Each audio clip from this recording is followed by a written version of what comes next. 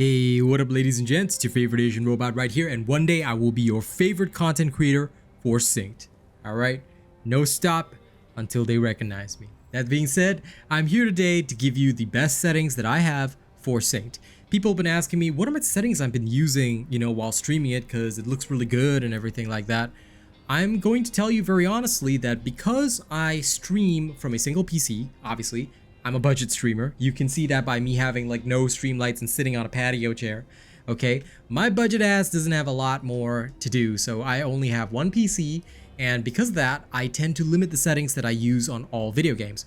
That being said, Synced looks amazing even with limited settings, and I will show you the exact settings I'm using. In terms of specs, I don't know much about PCs. I'm just going to tell you straight up. So what I can tell you is that I've got an RTX 3080. All right, it's a bit older, but it still works really well. And 32 GB of RAM. Okay, DDR4. I don't have DDR5, although my next upgrade should get that. But anyway, the point is that with all this, right, I've been able to run this game pretty much at 120 FPS, which I usually do for any game that has a PvP element. I've managed to run it at 120 FPS by setting all settings, and of course streaming it at this same FPS by keeping my settings more or less at medium with only one major change. So I'm just going to go through all of my settings right now, and I will explain why they are the way they are. So let me just quickly remove my cam. Actually, it doesn't matter if my cam stays because it's blocking nothing. So, all right. In terms of my display mode, I usually choose full screen.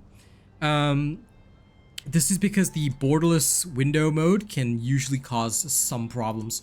So I've been sticking to full screen. However, if you are having issues or crashes, which is known to happen a little bit with full screen mode on some games, depending on your system, I recommend going for borderless. Basically, it's between these two, but choose whatever runs best on your system. Usually if I can, I will go full screen, but sometimes this can cause crashes. All right.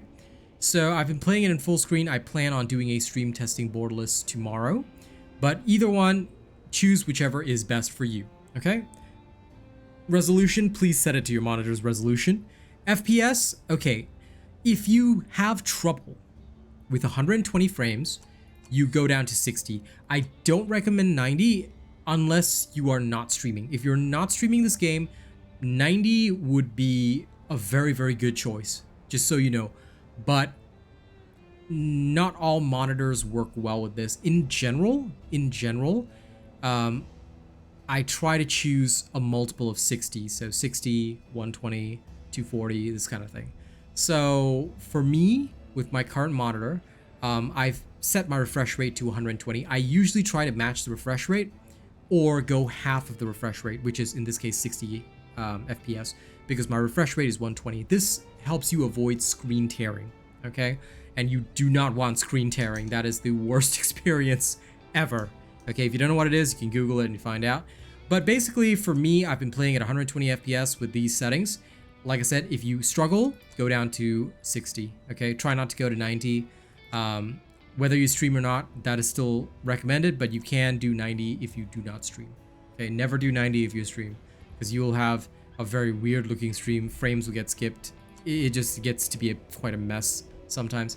So yeah, 120 is my choice. Gamma correction, set this to whatever is right for you. Sharpness, I kept it at the default level, or maybe slightly higher than default. I can't remember if this is the default or not, but I don't recall touching this much. All right, I usually rarely touch sharpness in games because there's no point. It increases the load on the GPU. All right, consumes more VRAM and doesn't really give you very much in return. So yeah, I don't touch sharpness. I leave it at default and I leave it there. If you can play around with it if you want, but just be aware that if you feel that it's not right for you or that it's affecting your frames, just set it back to default, leave that there. HDR is usually disabled in most cases. Why do I disable HDR? This is usually an individual choice, and it's also based on your monitor's display. Sometimes if you put the HDR on, despite your monitor having HDR, it leads to some wonky colors, and sometimes when I'm streaming, HDR affects the game more often than not, so I usually turn it off. But you can apply this because honestly, this should be something that you set for yourself based on how the game looks on your monitor. If it looks better with it on, turn it on. If it looks better with it off, turn it off, okay? And of course, your monitor must be capable of that, yeah? Okay, now the nitty gritty. This is where you will do most of your important settings, right? I have set pretty much everything to medium. This is because, again, I stream and play the game from a single PC. If I wasn't doing this, I could easily do high settings. Okay, so if you're not streaming the game, right, all your VRAM is going toward the game. With my RTX 3080, 32GB RAM, I can definitely do high settings, no problem, 120 FPS, okay? This game is very, very well optimized. So I would set graphics quality to high if you are not streaming. If you are streaming, or you plan on showcasing the game in any way, shape, or form, set it all to medium. This is the best way to avoid FPS drops, okay? If you cannot cope with medium settings, drop it down to low. Depending on the type of streaming software you use, you may have some differences, okay? But in general, for playing the game, medium and high settings, if you've got anything older than a 3080, you might want to go medium low. All right, you can literally just set graphics quality up here and it will do it all for you. Now, even if you do medium settings though, there is one thing that I will always set to low no matter what game I play, anti-aliasing. All right, most of the time you do not need anti-aliasing and the game should still look decent, assuming that the game isn't a half-ass job. And that's why they've done a fantastic job here, because I've been playing on low anti-aliasing and the game still looks beautiful. All right, so I always set my anti-aliasing as low. VSync is always off, okay? I'm not saying this is good or bad, but when you try to VSync, sometimes it can cause more problems than it solves. So I usually disable VSync and set the FPS myself, because it's better to be able to have control over this than to have VSync on. All right, DLSS, now in this particular case, I have turned it off. 95% of the time, I will actually leave it on. Okay, I usually set my DLSS as balanced, and I'll keep it on. But why have I disabled it here? Okay, when it comes to synced, one of the things that I noticed, and I don't know why this is the case, I'm really not tech savvy, but I always go by feel, and the fact is that when testing my FPS, when I turned DLSS on, my FPS dropped. Granted, it was not a big drop. It was a small drop, but I was not receiving a stable 120. And for me, I am very, very neurotic about it. I must have a stable frame rate or I will not accept it. This is because it can affect your stream quality. So for me, if I'm not getting a consistent 120, I'll say nope. I will adjust until I get the consistent 120. All right, or 60, depending on what I'm doing. But in this particular case, because this game has PvP, obviously I want more frames, so I went to 120. I turned DLSS off, but the quality of the game still looks pretty fantastic. Some games, if you turn it off, it looks like a potato. So in this particular case, you can tell that they've really put a lot of effort into the game. This is why I have left DLSS off, okay? And my DirectX version of obviously DirectX 12, ray tracing disabled and motion blur disabled. This is what will cost you frames, especially if you're streaming. If you're not streaming, you can enable ray tracing, all right? But as you can see, ray tracing can greatly improve the look, but can reduce performance. If you are not streaming and all of your VRAM is dedicated to the game, turn it on, it looks beautiful. Okay, but when you're streaming, showcasing videos, things like that, disable it, because it's not worth the drop in frames, especially if you're showcasing combat and gameplay. If you just want to showcase a scene or something like that, and sure, turn it on for that scene if you want. Okay, and motion blur, please turn it off unless you like vomiting, okay? Because really, this is the most pointless thing that I've ever seen in video games. I don't know why they put it in. Please turn it off unless you really like vomiting all over your keyboard. If you want to do that, you know, by all means, more power to you. Motion blur is a horrible, horrible effect.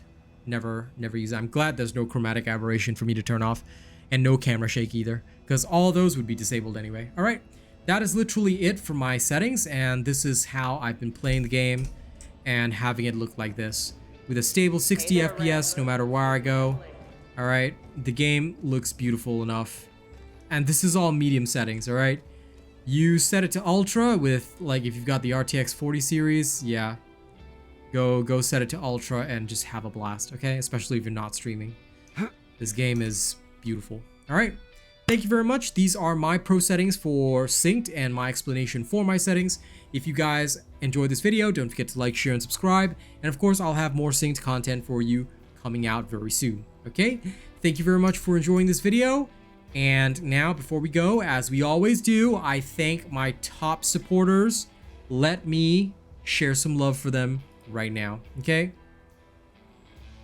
Now, if you guys want to be in this list, all you have to do is come to the stream, super chat, tip, gift a membership, and your name will go in here and you'll be shouted out in every single video, as well as displayed openly on every single stream. All right. September's Big Wig supporter list goes to Big Chungus for our top tipper. Our top super chatters are King Anubis and Holdaki. All right. Other top super chatters are River Archer 124, and our top channel membership gifter is Nightshade. All right. We have no current sponsors for this game, but you can claim that spot if you would like. All right. And for our channel memberships, we have the following individuals who are probably fantastic. Let me go pull up my list. My list of the West. All right. Starting right at the tippy top, we've got Big Chungus at the only fan level. We've got Death Dawning 982 at Plus Ultra, Jerry Fast, Rogue Assassin OG, and Zach NFG at Prestige. Thank you guys so much. In terms of our honor robots, we have Corey Ryu, Kaishiwa, Bob John, Cube, Devin Lashin, Mookie Mocha, Rena, Chase Taylor, Nathan Strong, Nightshade, Lady Neo, Joey Danze, Che D12, Syed Assad, Coda CMF, Kami SMH, Conrad C, and Benjamin Savage. Thank you guys so much, and I'll see you guys on the next video. All right? Get you later.